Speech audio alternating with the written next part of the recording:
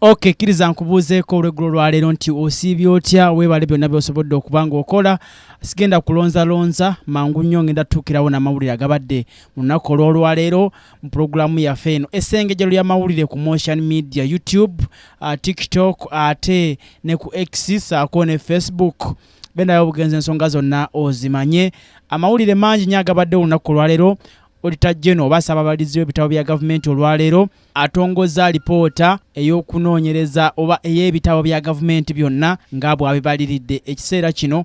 Erambise nti obuwumbi 53 zisaasaanyizibwa ku bakozi ba gavumenti ab'empewo boyinza oyita ghost workers. N'agamba nti era n'ebbanja ly'eggwanga lya tino Uganda lye batubanja lyeyongedde okutuukira ddala mu buwumbi 9 n'omusobyo. Ebbanja lyeyongedde gavumenti ensimbi ze yeewola okuva kuno ne wabweru w'eggwanga. Awo era ensonga z'omusango gwa Suzan Magara eyattibwa abantu abali eyo mu 9 ku bano bulijjo mubadde nga mu mbuuza biki ebikwata ku musango ogwo.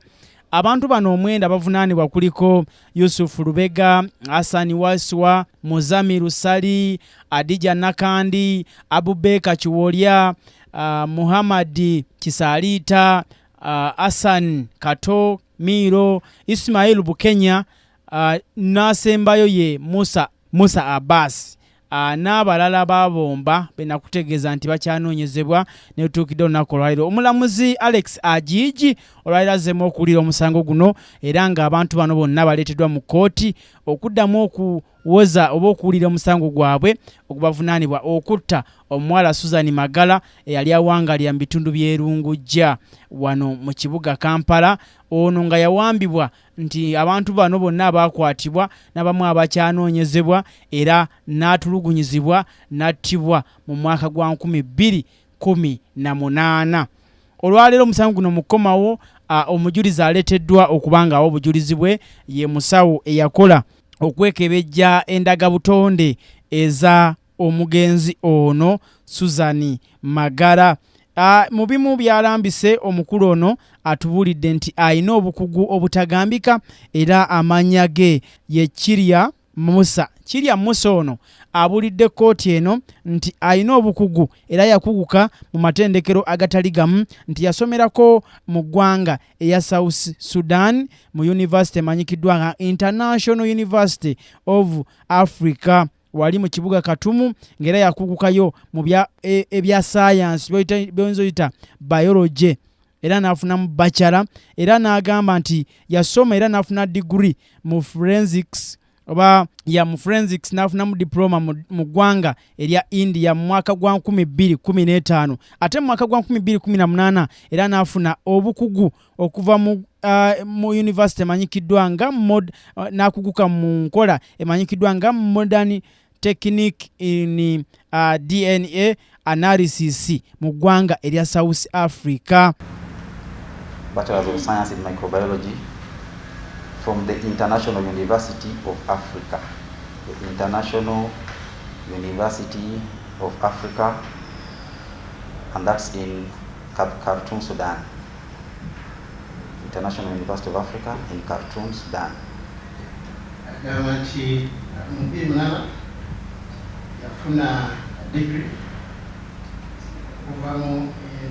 Era nti omulimu guno akoledde ebbanga eriwererako lya myaka kaakano egisoba mu 10 ng'akola omulimu guno. Akolerawo emirimu gye akolera mu ddwaliro lya gavumenti oba ekkebejezo lya gavumenti erisangibwa wali mu bitundu by'e Wandegeya. Ono ategeezezza kkooti nti yaweebwa omulimu guno okuva eri bakama be era nti yalagibwa okukola bino wammanga okuzuula oba Suzan Magara ono ebintu bye oba ddala kituufu Suzan Magara ye yattibwa. Ategeezezza kkooti nti yakozesa ebintu ebitali bimu ebyasangibwa ku Suzan Magara era nti ebimu bye yaweebwa kwe kwali engalo za Suzan Magara era nga kwebyo yakozesa enjala, omusaayi, amalusu n'empeta ono gye yalina saako n'amasimu ga 2 okwali ekika kya Nokia ne Tekino. Abuulidde kkooti nti ng'akozesa enkola emanyikiddwa nga biological material ezasangibwa oba ebisigalira by'omugenzi okwali omusaayi nga bwe mutegeezezza nti yasobola okuzuula nti Suzan Magara y'oyo omuwala eyattibwa. So you say you receive these items, you do an analysis and then generate a report. How do you receive them? How do they come to you, to the directorate? My Lord, these items are submitted by scenes of crime officers, SW, AD, swab. So they are swabs. Swabs as in taking fingerprints. Lifting any biological material. Yeah. And C is a polythene bag that had A and B. A polythene bag where A and B were found. A, left and right hand fingernails. Left and right hand fingernails from the deceased, Suzan Magara. Capital L. Ono agamba nti bwe yatunuulira era n'agereegeranya ng'akozesa enkola eza saayansi ng'akozesa ebyo byonna bye nkutegeezezza okuli enjala, omusaayi n'amalusu n'amasimu gali n'agagatta okwali n'empeta era byali bikwatagana bulungi nnyo ebyali byoleka nti omuwala eyattibwa omutuufu yali Suzan Magara. So A, the one that had the SD card and the two fingers. When I talk about A in this particular case, my Lord, it involves two items, the 1 GB memory card and the two fingers. That is capital A. And the records? And my Lord, these two items are in the Ketamox box. The Ketamox box. I know brother tukasanjwa mulimu ebikwata obulamu biological material ya Suzan Magara ku bintu ebyabireetedwa. Yes. And you said it was to ascertain whether there was any biological material. Maybe just to explain to this court, you may not understand what you mean by biological material.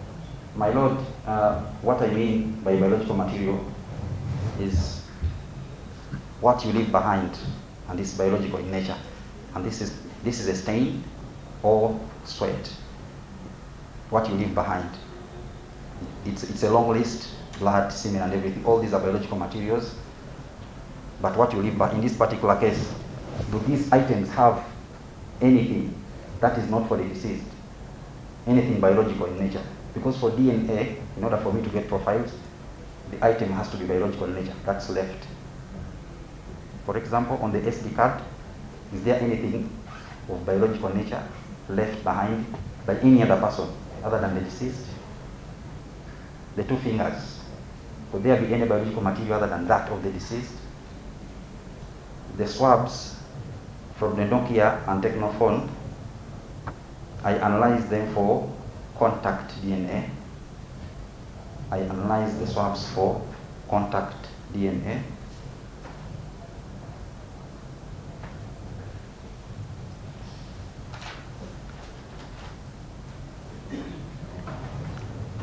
And it's only the swab from the Nokia phone. It's only the swab from the Nokia phone that had DNA of a male origin. The swab from the Nokia phone had DNA of a male origin. Ono ategeezezza kkooti nti okumanya bino byonna yakozesa enkola ezitali zimu n'akizuula era n'akakasa bwe yamala okukakasa ebyo byonna n'akwata alipoota n'agiwa bakama be abavunaanyizibwa ku kunoonyereza ku musango guno. March 2018, and it has items that I had earlier on mentioned as the second submission under FB 066 2018. Yes. You are saying in regards because I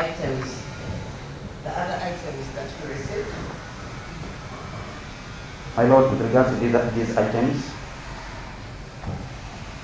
I obtained a female DNA profile from I, the vaginal swabs. Female DNA profile from I, the vaginal swabs. I obtained female DNA profile from capital I, the vaginal swabs, and capital K, the left and right fingernails. A female DNA profile on I, another female DNA profile. Ono bannamateeka b'oludda oluvunaanwa mu musango guno olw'abantu bali omwenda okuli ku mbuga. Richard n'abalala babuuzizza omujulizi ono ebibuuzo okuli nti oba ebyo byayogeddeko waliwo basonzeemu olunywe mu kkooti eno okubavunaanibwa. N'agamba nti tekuli n'omu kubanga yo omulimu gwe gwali gwakakasa ani eyattibwa era bwe yamala okizuula teyeeyongera walala. Of the deceased, that is capital J. When I matched those, I found that the donor of the male DNA profile, the donor of the male DNA profile from the Nokia phone, was a biological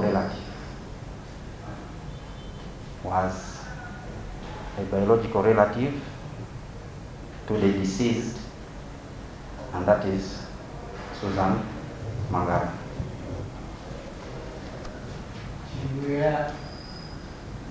Yes, confirm that your report does not mention any of the names of the accused persons before court today. My Lord, my report does not have any name from the accused persons. Wano oludda oluwabi musango guno nga lukulembeddwa mu Joseph Kyomuhendo. Wano olusinze lusaba omulamuzi Alex Ajiji okubanga ayongezaayo omusango guno olukibasobozese okuleeta omujulizi omulala ow'ekkumi n'abataano okubanga naye awo obujulizi bwe mu musango guno. Omusango guno nja kuba ngubatuusaako nga bwe nabasuubiza wano ku Motion Media n'emikutu gyange eza social media emirala, era neebaza mmwe mwenna abagenze maaso nga musubscribinga, okulayikinga, okukomentinga. Mwebale nnyo, mwebalire ddala. Omulundi ogujja nja kubatumirako mwenna era mbaagaliza ekiseera ekirungi. Omukama Katonda abeere nammwe. Dingane ng'ennaku z'omwezi 23 omwezi ogwa January guno omwaka 2024 nga mbatuusaako nate ebinaaba bibadde mu kkooti mu musango guno ogw'okutta omuwala Suzan Magara. Awangaale Ssaabasajja Kabaka Lukoma Nantawetwa, kisiikirize kya Katonda, Sekesa gunda ayi magulu nnyondo.